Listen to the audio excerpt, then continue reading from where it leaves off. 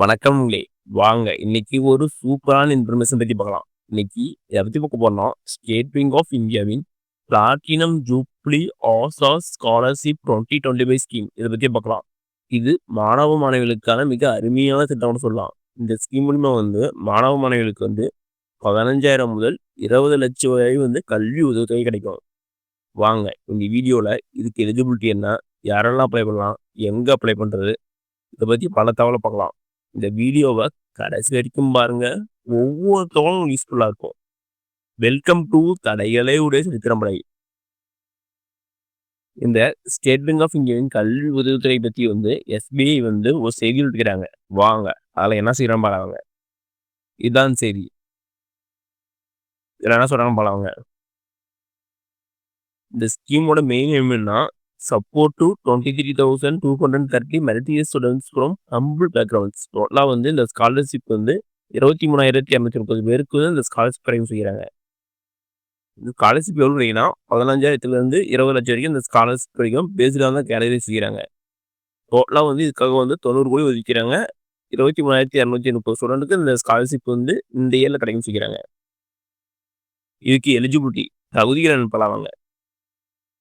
Applicant must be Indian nationals. Applicant இந்திய குடிமகனாக இருக்கும் செய்கிறாங்க.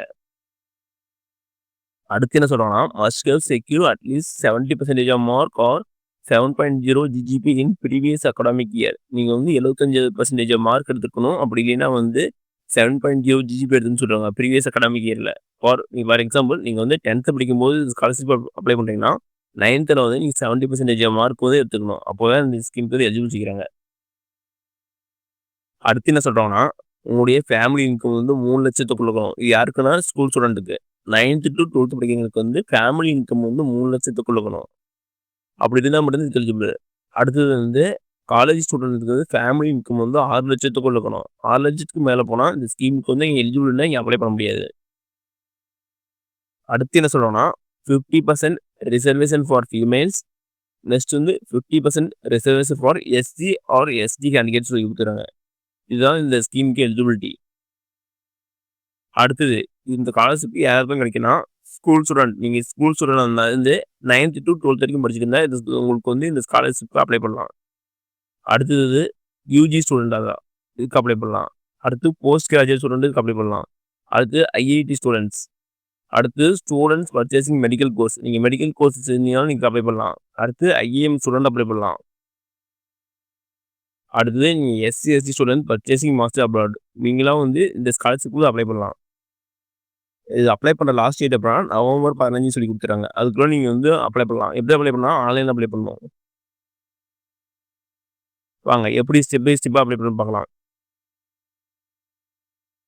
ஃபஸ்ட்டு இதுக்கு உங்களுடைய எலிஜிபிலிட்டி செக் பண்ணணும். எப்படியா செக் பண்ணுறதுனா உங்கள் எலிஜிபிலிட்டி SBA ஆசாஸ் ஸ்காலர்ஷிப்.co.in இந்த வெப்சைட்டில் போய் செக் பண்ணணும். இது கேட்டகரி வைஸ் எலிஜிபிலிட்டி கொடுத்துருப்பாங்க. அதில் போய் நீங்கள் செக் பண்ணிக்கங்க. அடுத்தது உங்கள் அப்ளிகேஷன் ஃபார்ம் ஃபில் பண்ணணும். அடுத்தது டாக்குமெண்ட் தேவையான டாக்குமெண்ட் அதுக்கு அப்லோட் பண்ணணும்.